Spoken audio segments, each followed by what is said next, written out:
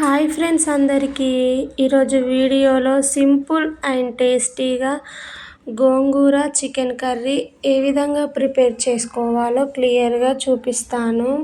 ఈ కర్రీ రైస్లోకైనా అన్నంలోకైనా చాలా టేస్టీగా ఉంటుంది. ముందుగానైతే స్టవ్ పైన ఒక కడాయిని పెట్టుకొని అందులోకి ఒక 2 టేబుల్ స్పూన్ వరకు అయితే ఆయిల్ వేసుకొని ఆయిల్ హీట్ ఎక్కినాక మనం నీట్గా వాష్ చేసి పెట్టుకున్న గోంగూర ఆకును వేసుకొని 2 మినిట్స్ పాటు మూత పెట్టుకొని వాడుకోవాలి. ఇది కాస్త ఇలా వాడాక ఒక గిన్నెలోకి తీసుకొని పక్కన పెట్టేసుకోవాలి. ఇది చల్లారినాక మిక్సీకి వేసుకోవాలి. నెక్స్ట్ అదే గిన్నెలోకి చికెన్కి సరిపడా ఆయిల్ వేసుకోవాలి.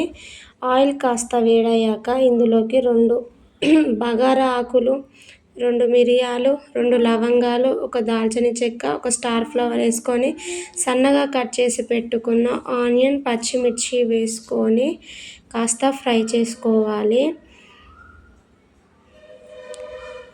ఇవి కాస్త ఫ్రై అవ్వాలంటే మూత పెట్టుకొని ఒక 2 మినిట్స్ పాటు ఫ్రై చేసుకుంటే ఫ్రై అయిపోతుంది. ఇలా కొంచెం ఫ్రై అయిన తర్వాత ఇందులోకి కరివేపాకు, నేను అల్లం వేసాను కానీ క్లిప్ మిస్ అయింది. నెక్స్ట్ పసుపు వేసుకోవాలి. కాస్త పసుపు ఫ్రై అయినాకనైతే మనం నీట్గా వాష్ చేసి పెట్టుకున్న చికెన్ వేసుకోవాలి. చికెన్ మంచిగా కలుపుకొని మూత పెట్టుకొని మరొక 10 మినిట్స్ వరకు అయితే ఉడికించుకుంటే ఆల్మోస్ట్ చికెన్ అనేది అయితే మనకి తొందరగా ఉడికిపోతుంది.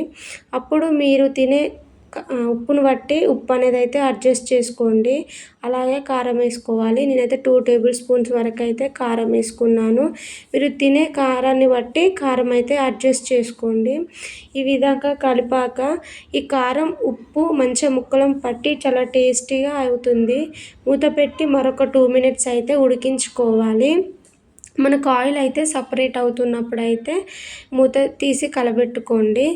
సో ఇప్పుడు ఇందులోకి మనం ఫస్ట్గా మిక్సీ పట్టి పెట్టుకున్న గోంగూర పేస్ట్ని అయితే వేసుకోవాలి. గోంగూర చికెన్ కలిసేలాగా ఒక 2 మినిట్స్ మంచిగా కలుపుకోవాలి. మీరు తినే గ్రేవీని బట్టి అయితే మీరు వాటర్ అనేది అయితే వేసుకోవాలి. నేనైతే ఇందులోకి 2 గ్లాస్ వరకు అయితే వాటర్ అనేది అయితే వేసుకుంటున్నాను. మనకు వాటర్ వేసుకోవడం వలన ఏంటంటే ఇంకా కొంచెం గ్రేవీ అనేది మంచిగా వస్తుందన్నమాట. ఇలా వాటర్ వేసాక మంచిగా కలుపుకొని మూత పెట్టుకొని మరొక 5 మినిట్స్ ఉడికించుకుంటే సరిపోతుంది. కారం, ఉప్పు, గోంగూర ఇవన్నీ చికెన్ ముక్కలకు పట్టి మంచిగా టేస్టీగా ఉంటుందన్నట్టు కర్రీ.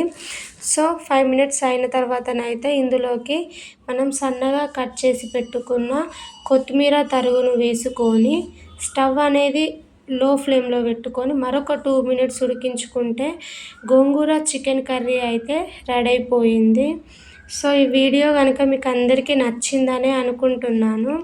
ఈ వీడియో నచ్చితే మా ఛానల్ని సబ్స్క్రైబ్ చేసుకోండి. మాకు చాలా సపోర్ట్ చేసిన వారు అవుతారు.